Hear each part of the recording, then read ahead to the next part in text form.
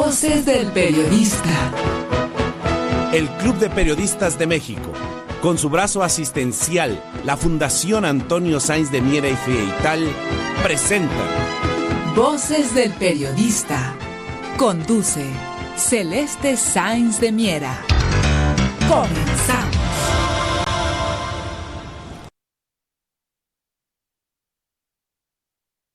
Gracias, queridos amigos, muy buenas tardes, gracias por compartir la vida con nosotros, bienvenidos a Voces del Periodista desde Radio Cañón, las 760 y sus repetidoras, queridos amigos. Aquí la pluralidad es fundamental, el derecho a las audiencias lo mismo, así es que gracias y un abrazo a los ingenieros en cabina, gracias Víctor Melara García y a todos los compañeros allá en la Torre Tepeyac. Y aquí para las redes, gracias Jonathan, muchísimas gracias siempre por su apoyo. Amigos, un programa con temas diversos, ya lo saben ustedes, lo nacional está totalmente interconectado con lo internacional de manera muy importante. Estamos viviendo momentos coyunturales, tanto en México, en Estados Unidos y también, por supuesto, en el mundo. Podremos escuchar a la maestra Francisca Saavedra, directiva del Club de Periodistas de México, ustedes la conocen, al doctor Rodolfo Ondarza Rovira, él es un académico científico mexicano muy destacado y defensor de los derechos humanos, al maestro Diego Pappalardo, quien es el coordinador general de la Federación Internacional de Periodistas, del Club de Periodistas de México, un privilegio maestro, y por supuesto al maestro Guillermo Rocafort, quien es representante del Club de Periodistas de México en España, él también es Premio Internacional de Periodismo, pero tendremos enlaces, amigos, con Ecuador, tendremos todas esta liga de conocimiento de qué está pasando en otras latitudes, queridos amigos, precisamente gracias al maestro Diego Pappalardo, estaremos en Ecuador, desde Chile también tendremos enlaces, y ya el maestro Diego Pappalardo nos profundizará sobre temas importantísimos, ya verán ustedes, no se despeguen de su aparato radioreceptor. Maestra Francisca Saavedra, vamos viendo y lo comentábamos en el Club de Periodistas de México desde hace varios años, el que casi era una lectura obvia que ante el triunfo del presidente Andrés Manuel López Obrador y al haberse desplazado a entidades que apoyaban las mafias, pues, ¿no? De alguna manera, y ahí vemos lo que pasó con el señor Genaro García Luna, no es una cuestión que uno suponga, sino que después se fue confirmando. Bueno, pues veríamos como posibles aliados también y a quienes convenga, no solamente cacarear la violencia, que es cierta, que existe, que duele, y que como tú nos lo decías antes de entrar al aire, maestra querida, pues hay seres humanos y universos con sus familias, con sus seres queridos detrás de estas situaciones, ¿no? Pero vamos también teniendo esta lectura, que obviamente tiene que tomar el toro por los cuernos y lo hace el gobierno, y tiene que hacerlo aún más, pero también debemos nosotros de tener esta lectura a quién conviene que sucedan así las cosas. Vemos una insistencia en los medios, ya lo hemos dicho también en programas pasados, sobre una incitación a la violencia, sobre la insistencia de esto casi que parece disco rayado en general. Y en cambio vemos cómo se hizo un pacto de silencio en anteriores administraciones, donde se pactó por ya callar los hechos violentos, esto en el sexenio pasado, y en el antepasado era exaltar los buenos resultados de las autoridades y de aquellos que aún han sido señalados y que está siendo preso, como era el secretario de Seguridad Pública de Felipe Calderón. Maestra querida, ¿qué nos puedes compartir sobre todo esto y en momentos tan relevantes para el país? También con cuestiones que yo no sé si le atinan al olvido o menosprecian la inteligencia, quienes presentan y reciclan a personajes que no admiten el ser reciclados, como el señor Ángel Gurría, que es mejor conocido como el ángel de la dependencia, o así muy comentado por todo lo que él hizo con el Fobaproa, con su pensión, como tú lo dijiste en programas pasados, a los 40 años se pensionó y recibe desde ese entonces una gran pensión. Bueno, todo este tipo de cosas, maestra.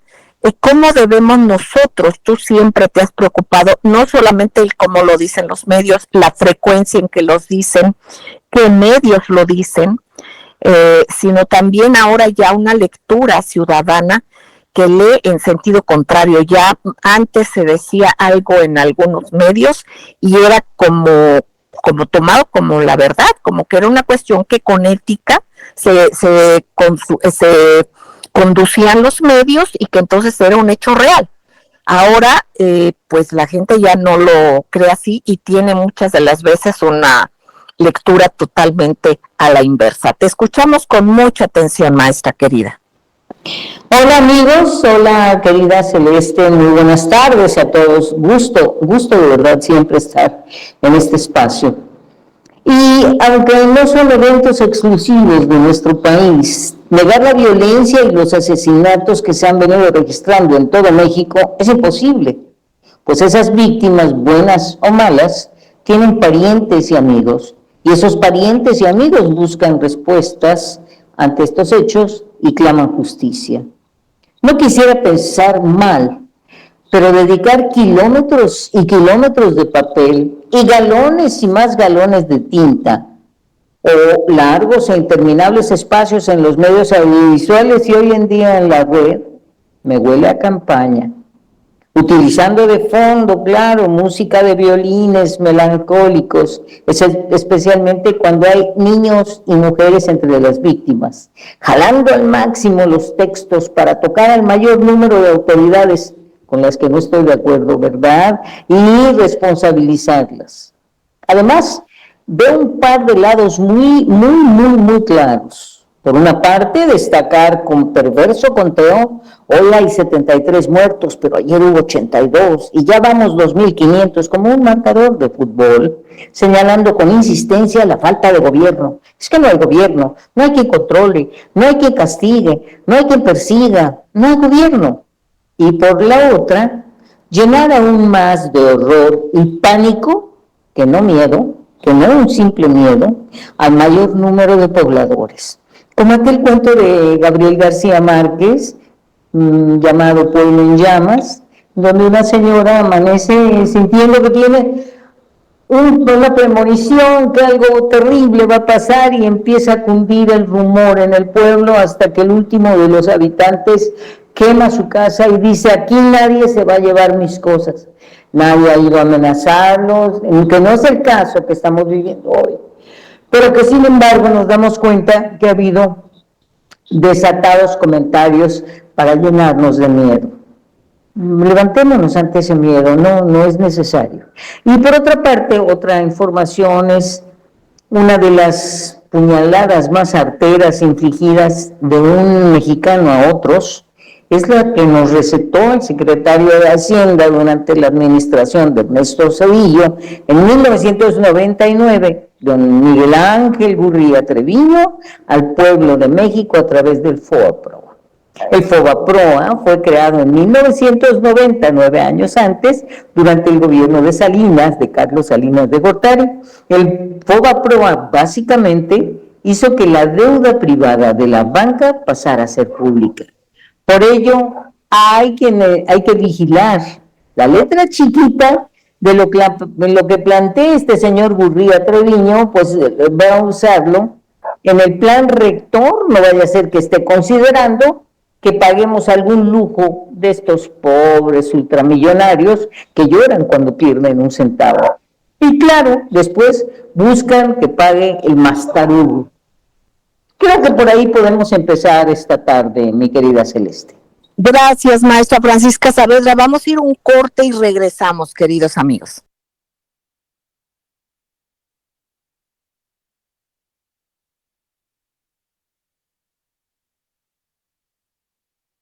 Gracias, queridos amigos, gracias por seguir en su programa Voces del Periodista en las frecuencias de Radio Cañón, las 760 y sus repetidoras También agradecemos a quienes nos retransmiten de manera diferida, como Radio La Nueva República, y por supuesto en nuestras redes de Voces Diario, Voces del Periodista Diario. Queridos amigos, vamos a continuar. Y antes de ello, es importantísimo, como lo toca y lo dice la maestra Francisca, y nos puso puntos fundamentales, y eso es la historia, es no olvidar, y aquí también es reconocer a quienes han hecho mucho por la patria. Tal es el caso del efemérides del día de hoy, del maestro Pablo Moctezuma. Adelante, Jonathan, por favor. La población mexicana es muy patriota. Así nos lo enseñó Ponciano Arriaga. El 12 de julio de 1865 muere en San Luis Potosí Ponciano Arriaga, uno de los constituyentes más avanzados y combativos en su época, y un patriota como pocos, que enfrentó la invasión norteamericana desde su periódico El Estandarte de los Chinacates. Se opuso a la firma del Tratado de Guadalupe Hidalgo, que promovió el traidor de Santana y que aceptó que nos robaran nuestro territorio. Siempre se opuso a este dictador, quien lo desterró del país. En 1858 presidió el Congreso Constituyente y siempre fue un firme apoyo de Benito Juárez, gran patriota. Muchísimas gracias, maestro Pablo Moctezuma, muchísimas gracias. Y bueno, yo quiero mandarle un saludo enorme a nuestro queridísimo Compi 1570, que le agradezco tanto. Me dice, yo dije hace rato Miguel Ángel Gurría, es José Ángel Gurría, por supuesto, y disculpen por el lapsus brutus que tuve. Entonces, pero gracias, Compi querido, y muchas gracias por estar tan atentos a su programa Voces del Periodista. Bueno, pues queridos amigos, vamos a seguir con estos personajes extraordinarios de la mesa, como es el doctor Rodolfo Ondarza Rovira, científico mexicano, como ya lo presentamos hace rato, y por supuesto, defensor de derechos humanos. Doctor querido, siempre con temas fundamentales, importantes, científicos y de lo que es de relevancia en la vida nacional. ¿Qué nos compartes? Adelante, doctor. Sí, muy buena tarde, Celeste, muy buena tarde, compañeras, compañeros y querida audiencia. Pues quisiera yo comentar, si me lo permiten, sobre estas empresas mercenarias que están pues pululando por todo el mundo. Desde el inicio han surgido decenas de compañías de seguridad que se dedican a trabajar para gobiernos y grandes empresas, proporcionando personal procedente de las fuerzas de seguridad. Algunas de ellas se hicieron famosas por su papel en las guerras de Afganistán e Irak, otras fueron contratadas para intervenir en países donde los gobiernos no se atreven a poner un pie. Se trata de las PMC, por las siglas en inglés, de Private Military Company, o compañías militares privadas. Son empresas privadas de seguridad no gubernamentales que funcionan como pequeños ejércitos a escala, con contratos alrededor de 100,000 millones anual. Los mercenarios independientes fueron sustituidos por soldados corporativos contratados y ofrecidos por empresas de servicios armados. Muchas misiones que antes recaían en las fuerzas regulares se distribuyeron entre más de 400 compañías militares privadas que operaban en Irak, por ejemplo. Según el Washington Post, los soldados corporativos en Irak fueron 40,000, de los que un cuarto eran soldados de Estados Unidos. Bueno, pues el país que cuenta con más ejércitos privados de este tipo debe ser Estados Unidos. De ahí que tiene su origen la PMC más famosa del mundo, que es Blackwater. Por grande que sea Wagner, no tiene ni por asomo la capacidad, la experiencia y el despliegue en el combate como fue Blackwater, que fue a Irak, Afganistán y a muchos sitios de África, y está formado por profesionales muy cualificados que entrenan, entran y salen por contrato, no por conflicto, y está vinculada con la CIA y otros servicios de inteligencia. Estados Unidos tiene al menos 14 empresas de este tipo, y la particularidad de que la mayoría de ellas pues tiene su sede en Virginia, un estado tradicionalmente republicano y sobre todo el lugar en el que se encuentra el Pentágono. Por ello es que se dice que Virginia es el Silicon Valley de la industria militar. Blackwater aseguraba ser la más completa compañía de militares profesionales para tareas de refuerzo de la ley, seguridad, pacificación y operaciones de estabilidad en todo el mundo. La empresa, fundada en 1997, firmó el primer contrato por 28 millones de dólares con el Pentágono para el envío de sus tropas a Irak en 2003. Un año más tarde, ya recibía 320 millones de dólares por sus servicios. En total, hasta 30,000 empleados de esta empresa, contratados por Estados Unidos, pasaron por Irak. La empresa actuaba en secreto y apenas se conocía de su existencia hasta que en 2004, 4 de sus mercenarios fueron mutilados y sus cuerpos colgados en un puente de Fallujah. $1,000 diarios era el sueldo mercenarios. Uno de ellos, Scott Helmston, de 38 años de edad, fue el más joven en superar el entrenamiento de los comandos SEAL de la US Navy en 12 años. Fue campeón del mundo de pentatlón 2 veces y entrenador de Demi Moore para la película La Teniente O'Neill, y de John Travolta y Nicolas Cage para los combates de la película Cara a Cara. Bueno, pues aceptó la oferta de Blackwater para luchar 2 meses en Irak, y ese fue el costo, su vida. En 2007 se supo que la empresa había sido responsable del asesinato de 17 civiles en una operación en Irak. También trabajó al servicio de la CIA en detenciones extrajudiciales, siempre bajo el paraguas de la inmunidad concedida por Estados Unidos. Sumida en varios escándalos, la empresa cambió de nombre en 2009 y finalmente acabó llamándose Academy. En los últimos años trascendió que el fundador de Blackwater, Ed Prince, muy cercano al gobierno de Donald Trump, pues se dio a la tarea de organizar un ejército de 5,000 mercenarios para intentar en Venezuela derrocar a Nicolás Maduro. Pues hay muchas otras empresas, como por ejemplo Defiant International. Esta compañía tiene su cuartel general en Lima. Esa es, digamos, la multinacional latinoamericana que recluta y capacita personal de seguridad, de logística y de servicios profesionales para proporcionar servicios en todo el mundo, con sedes en Dubái, Filipinas, Sri Lanka e Irak. Se dedica a reclutar contratistas latinoamericanos para operar en diferentes países. En la guerra de Irán envió a 3,000 peruanos y ecuatorianos para tareas de protección y de guerra sucia con un salario de $1,000. La empresa de seguridad norteamericana Triple Canopy subcontrató a personal de Defiant International para realizar algunas operaciones. Defiant International pues aumentó ahí su capital entrenando al personal de otra compañía militar privada, la Triple Canopy, para la guerra de Irak. Envió a unas 3,000 personas para Bagdad. Triple Canopy, por su parte, es una empresa militar privada especializada en gestión de riesgos, apoyo a misiones y servicios de seguridad integrados. Entre sus clientes se encuentran gobiernos, empresas y organizaciones sin fines de lucro. Fue fundada en 2003 por los especiales del Ejército de Estados Unidos, Matt Mann y Tom Katis. En sus filas cuentan con expolicías, rangers, SEALs y personal del ejército con un total de 5,000 empleados. En 2004... Bueno, doctor, se interrumpe un poco la comunicación, ya me lo confirmó Jonathan. Si puedes acercarte un poco más a donde esté mejor el internet. Te seguimos escuchando y perdón la interrupción. Sí, con gusto. En 2010 fue contratado para ayudar a proporcionar ayuda humanitaria en Haití tras el terremoto que azotó al país. También ha trabajado en el Golfo de Adén, en operaciones antipiratería y la frontera de México.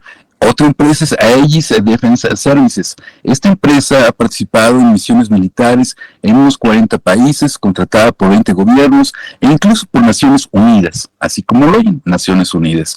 Fundada en 2002 en Inglaterra, ahora tiene al pues oficinas también en Estados Unidos, Afganistán, etcétera. Y tiene unas 5,000 empleados. Aegis está presente en Irak, contratada por el Pentágono por casi $300 millones. Y así la lista sigue y sigue y sigue.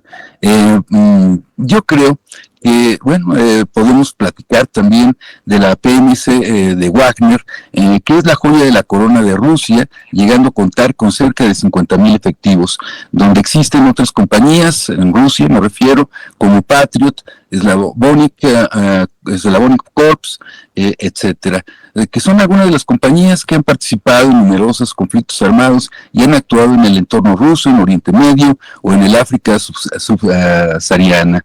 Si un soldado de Wagner puede estar cobrando unos 3,000 euros, uno de Patriot puede tener contratos que pueden fluctuar entre 6,000 y 15,000 euros mensuales, dependiendo del perfil profesional. El 4 de diciembre de 1989, las Naciones Unidas aprobaron una convención internacional contra la utilización de mercenarios. Solo fue ratificada por 22 países, con ausencia de países como Francia, cuyo gobierno demoró hasta abril de 2003 en aprobar una ley al respecto. Aún no existe una normatividad internacional aceptada que controle dicha industria. Eso preocupa porque las empresas privadas pueden hacer cosas que serían inaceptables totalmente para las Fuerzas Armadas regulares. Es cuanto, Celeste. Muchísimas gracias, doctor Rodolfo Ondarza Rovira. Hay un punto totalmente importante, queridos amigos. Aquí la exclusividad de la seguridad antes la tenían los gobiernos. A partir de la privatización y de toda esta circunstancia del neoliberalismo, de todas las simulaciones que nos damos cuenta que han habido para poder justificar guerras, pues es que este fenómeno se da. Yo le pediría al maestro Diego Papalardo que al regreso del corte nos pueda compartir algo sobre este tema, porque es fundamental, queridos amigos. Ya escuchamos como algo normal. Y aquí, mientras un gobierno contratara algunos servicios, sería de alguna manera entendible, pero nos damos cuenta y vemos, precisamente tocando el tema de violencia y regresando a México, cómo estos grupos entrenados pueden estar a la orden del mejor postor. Y bueno, pues muchos de estos postores pueden ser también aquellos que se hayan sentido vulnerables precisamente con el haberles tocado algunos intereses. Vamos a un corte y enseguida regresamos. Gracias.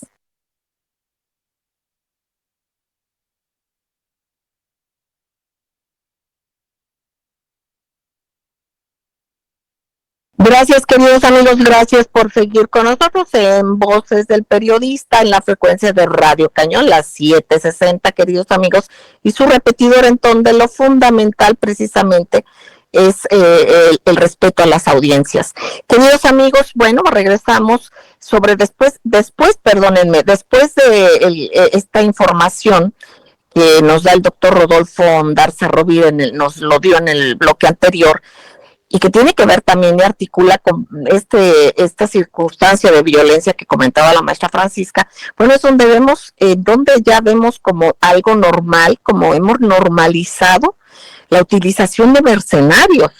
Habrá gobiernos que por circunstancias expresas lo hagan, pero digamos ya ni siquiera se tiene ese rubor, ya cualquiera puede hablar a estas entidades y contratar mercenarios para golpes de Estado, para inestabilidad de regiones, para hacerse de recursos naturales. Esto es realmente algo que no debemos de perder la capacidad de asombro en esto que estamos viviendo y a lo que nos ha llevado esa desmedida ambición de los depredadores. Lo escuchamos, maestro Diego Papalardo, con mucha atención. Adelante. Buenas tardes, licenciada, colegas del panel y audiencia. En todo de acuerdo con lo que usted dijo, Celeste, realmente en estos momentos se está privatizando ciertos servicios que corresponden a las defensas estratégicas de cada país, y no solamente se está privatizándose, sino se internacionaliza o se transnacionaliza, es decir, se mercantiliza la mano de obra armada y en algunos casos de una forma muy, muy económica. El caso de por ejemplo, el régimen de Kiev, que está tratando de reclutar a gente de Colombia, de la región andina, de nuestro continente, con la finalidad de utilizarlos como carnes de cañón ante esta ya frustrada o contraofensiva ucraniana. Y les pagan muy, muy poco, de verdad. Más allá de esto, de este caso puntual, hay que decir que hay un proceso y un fenómeno mundial de esta mercantilización, decíamos, de los servicios de defensa o de la mano de obra armada. Y dije mano de obra armada porque se trata de reclutar a personas con competencias en el uso de las armas o en las acciones combativas o no, con la finalidad precisamente de hacer determinadas acciones que los ejércitos profesionales nacionales no lo pueden realizar. No pueden realizar o por entendimientos de la legislación internacional o lisa y llanamente por normas éticas que los miembros profesionales de muchas Fuerzas Armadas tienen desde el Instituto Militar. Entonces, decíamos que ese es un fenómeno nuevo, aunque nuevo en la modernidad. Esto ya en la antigüedad existía, por supuesto. En la modernidad o en la posmodernidad es un fenómeno nuevo y está avanzando y progresando, porque hay estados que no pueden realizar misiones, ¿vale?, o emprender acciones estratégicas en el plano militar y encomiendan, contratan este tipo de empresas con el objeto de que realicen. Algunas son los contratos son a luz del día y otras son en forma encubierta. Ya las unidades especiales de las Fuerzas Armadas de muchos países de Occidente no tienen misiones de combate reales, sino que determinadas acciones que antes emprendían estas unidades de fuerzas especiales las realizan las empresas contratistas. Algunas de estas empresas contratistas están en un nivel por encima, la verdad, esto de la capacidad profesional de la alta guerra de muchos ejércitos nacionales. Así como hemos hablado días pasados de que están los reyes de las finanzas, de que están los condes de la política tratando de lucrar con la industria de la guerra, pues también están aquellos que se dedican a vender a las personas humanas, digamos, en el arte de la guerra, a mercantilizarlas y ofrecerlas como carne de cañón.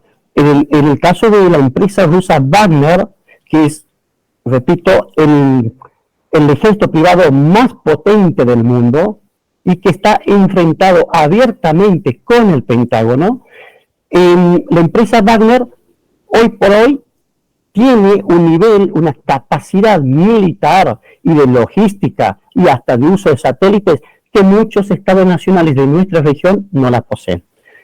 Obviamente Wagner se enfrenta a todas aquellas empresas privadas con sede en los Estados Unidos y que están coaligadas de una u otra forma con el pantano y con la industria militar de los Estados Unidos.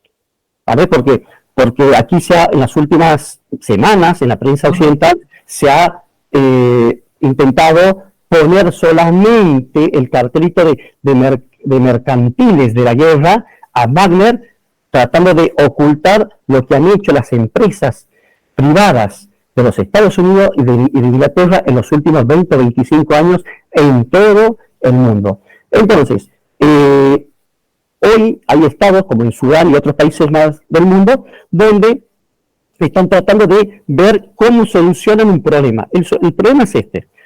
Internamente ellos tienen las milicias. Estas milicias pueden ser patrióticas o no.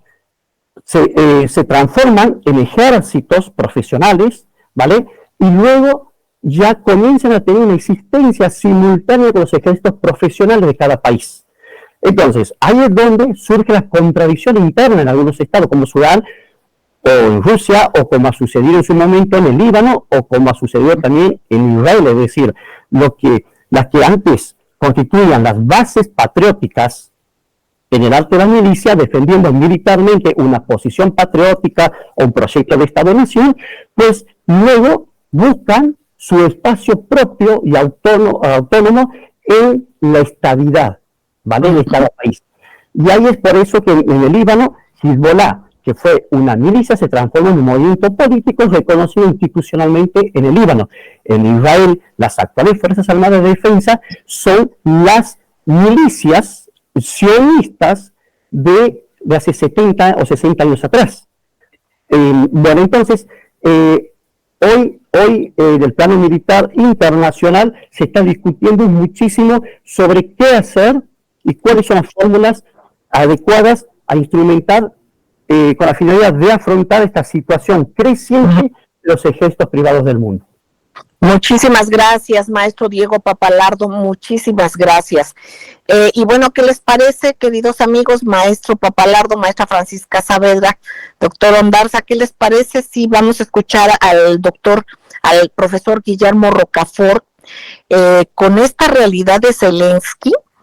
En la cumbre de la OTAN, queridos amigos, circulan fotografías donde se ve prácticamente como apestado, digamos, porque están grupos de personas platicando y él está totalmente solo.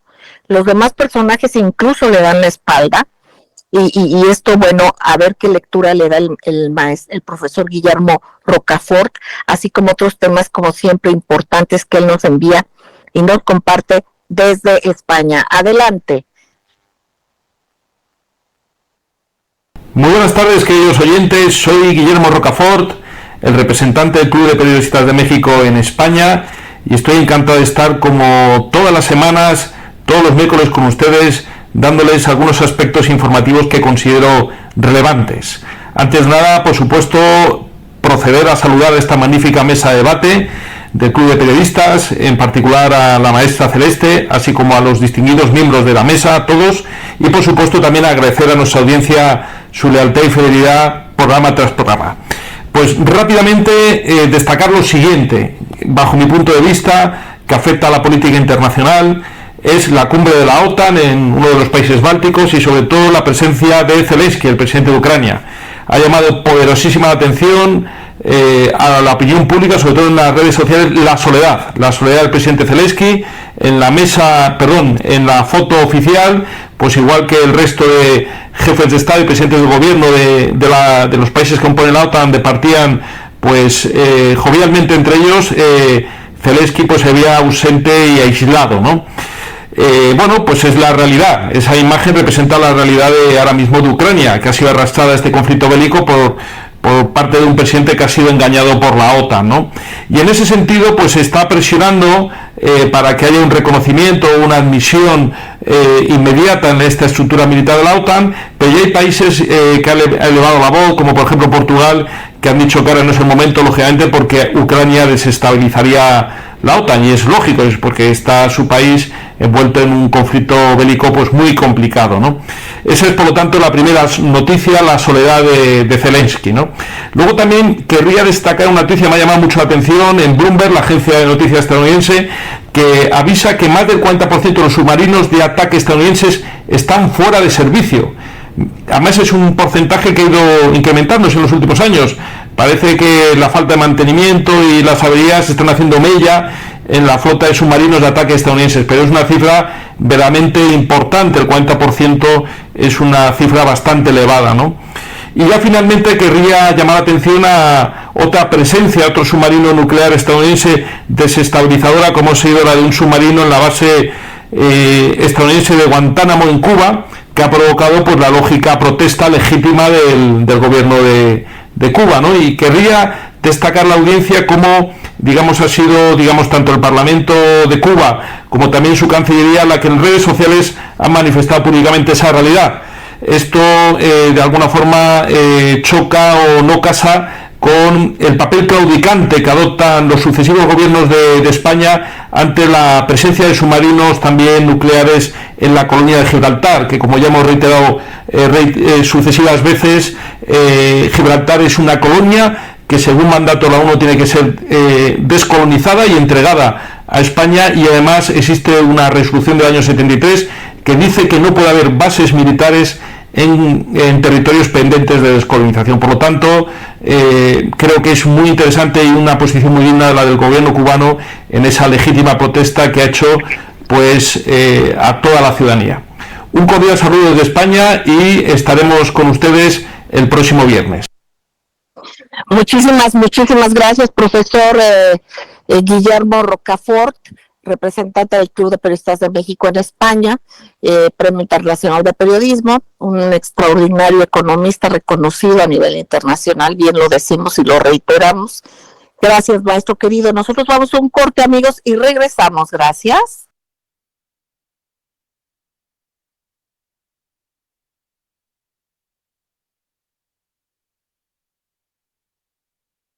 Gracias, queridos amigos, gracias por seguir con nosotros en Voces del Periodista, desde las frecuencias de Radio Cañón, las 760, queridos amigos, y sus repetidoras. Vamos a escuchar al maestro Patricio Santos.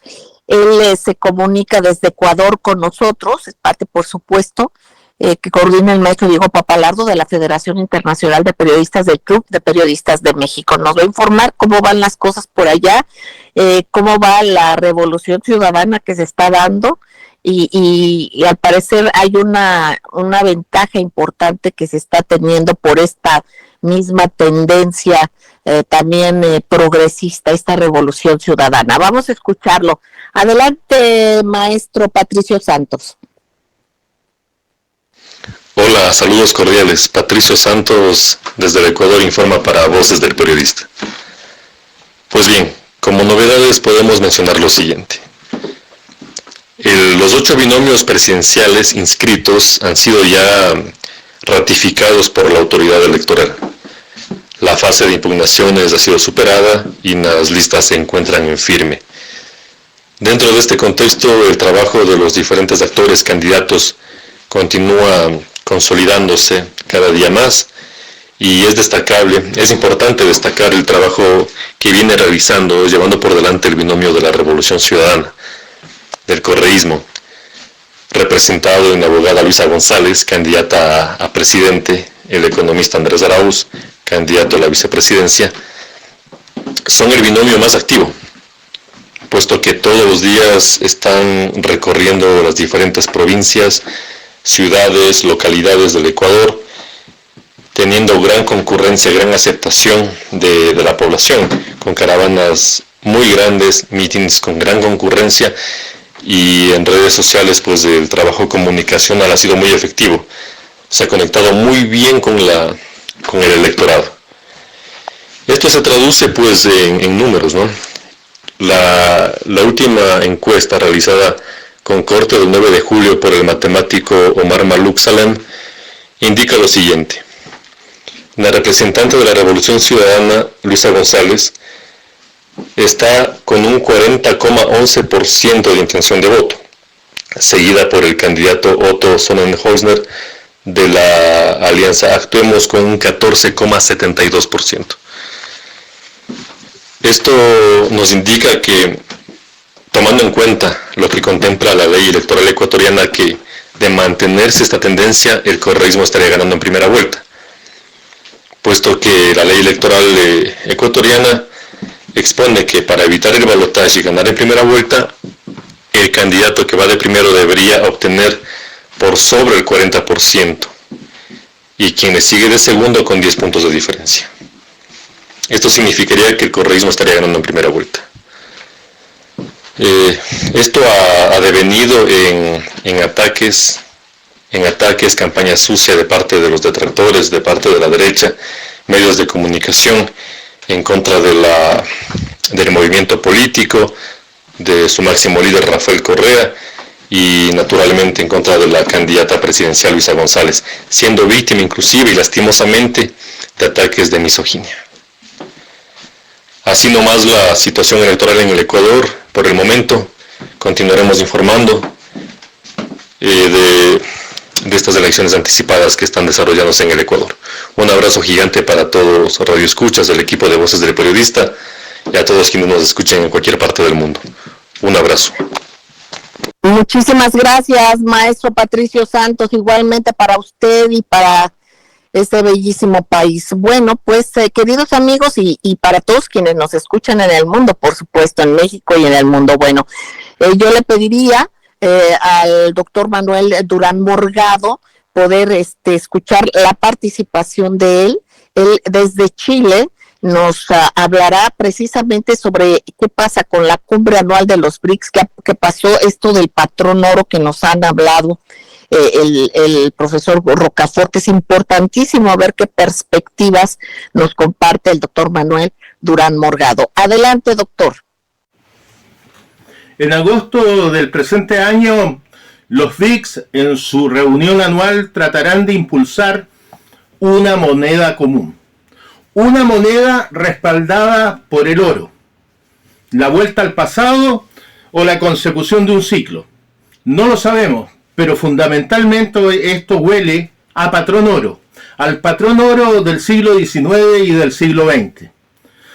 Muchas veces, ser maximalistamente ambicioso es un mal consejero para efectos de una política multilateral. Y pues quedan muchos detalles en el camino. ¿Cómo se va a respaldar esa moneda? Con oro. Respuesta simple. ¿Todos los países aportarán las mismas reservas para respaldar dicha moneda? ¿Habrá asimetrías de carácter deflacionario o de características inflacionarias entre cada uno de los miembros? Muchos responderán, la reserva del oro mitiga esas consecuencias. Y no obstante, esas reservas no necesariamente serán aportadas de manera alícuota, es decir, no necesariamente esas reservas serán aportadas en partes iguales. Y eso podría generar asimetrías. Pero además existen otros detalles. El liderazgo geopolítico. La India, aparentemente, y tal vez sea prematuro señalarlo, pero vale la pena tal vez llamar la atención sobre ello, se estaría descolgando como miembro BRICS de esta iniciativa de moneda en común para los BRICS. Se ha señalado que no es interés de la Unión India cambiar la rupia o no poner énfasis en la rupia en su comercio exterior. ¿Es esto simplemente una protección de la economía india o de su estrategia de crecimiento? ¿U oculta otras intenciones de protagonismo geopolítico a mediano plazo? La rivalidad geopolítica entre India y China, tarde o temprano puede mellar en la unidad, en la coordinación o simplemente en las buenas relaciones entre los diversos miembros del BRICS. No todo es tan fácil, no todo se extrapola. ¿Qué va primero, la economía o la geopolítica? Esa es una respuesta que en los próximos meses nos dará la Unión India y se las dará primero al BRICS. Para Voces del Periodista, soy Manuel Durán y conversaremos en una próxima ocasión. En agosto del presente año, los BRICS en su reunión anual tratarán de impulsar una moneda común. Una moneda respaldada por el oro. La vuelta al pasado o la consecución. Muchísimas gracias, doctor Manuel Durán Morgado. Muchísimas gracias. Yo le pediría su comentario, maestro Diego Papalardo, si es tan amable, sobre esos comentarios que escuchamos. Adelante. Muchísimas gracias, licenciada. En este programa del miércoles 5 de julio comentamos a grandes rasgos sobre las formas que tendrá en el presente siglo XXI la organización del sistema de poder global. En efecto, en nuestra participación enfatizamos que, de acuerdo con la lógica y los impulsos de la razón del sistema de gobernanza global, en las próximas inmediatas décadas no habrá dominancia plena y efectiva del enfoque atlántico mundialista o una de las consecuencias de este, que es el denominado gobierno mundial. Dicho esto, agregamos sucintamente algo más. Lo que está en juego en la actualidad, estimados amigos, es la distribución del poder dentro de la resistematización internacional. Como dijimos, esta distribución del poder no está exenta de una secuencia de contiendas, las cuales, cabe destacar, presentan la no homogeneidad en cuanto a los propósitos finales de los estados, redes y bloques intervinientes. Así, la divergencia de los conflictos no solamente se dan en la relación agonista entre el modelo unipolar y el enfoque multipolar, sino que también se producen, se desarrollan y se expanden dentro de ambos sistemas de gestión.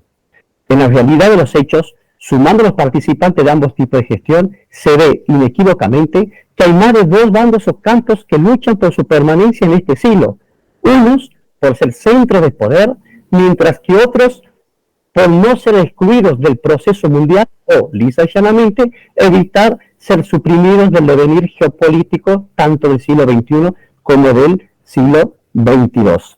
Entonces, en el caso puntual del poder multipolar, no hay un solo eje o un único campo de dominio, y tampoco lo habrá más adelante, porque precisamente el policentrismo es la forma de organización del sistema de poder global cuya implementación habilita a fuerzas distintas, estados y macrorregiones, a la existencia propia y al desarrollo de las capacidades intrínsecas con el fin de formarse y establecerse plenamente como independientes y hasta como hegemones.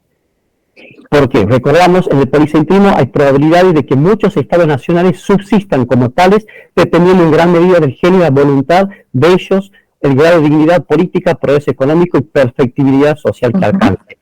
Estimados amigos, por lo pronto concluimos aquí y prometemos continuar en el siguiente programa. Muchísimas gracias, profesor Diego Pappalardo.